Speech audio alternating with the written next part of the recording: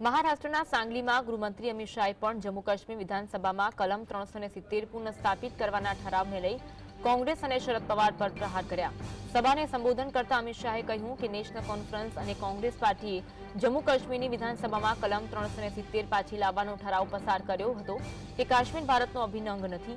આજે હું સંભાજી મહારાજની ભૂમિ પરથી કહેવા માંગુ છું, શરદ પવાર સાહેબ, તમારી 4 પેઢી આવે તો પણ અમે કલમ 370 પાછી નહીં થવા દઈએ।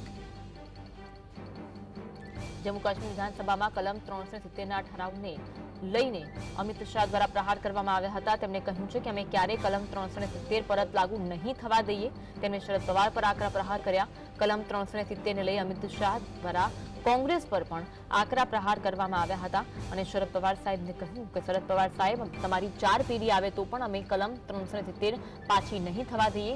ઉલ્લેખનીય છે કે જમ્મુ કાશ્મીર વિધાનસભામાં કલમ 370 પુનઃસ્થાપિત કરવાના ઠરાવ પાસ થયા બાદ દરેક દિવસે હંગામો જોવા મળી રહ્યો છે।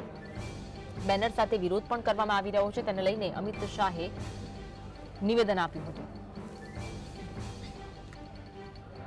अभी कश्मीर की असेंबली में मीटिंग हुई, नेशनल कॉन्फ्रेंस के साथ कांग्रेस पार्टी ने भी एक रेजोल्यूशन किया कि धारा 370 वापिस लाइए।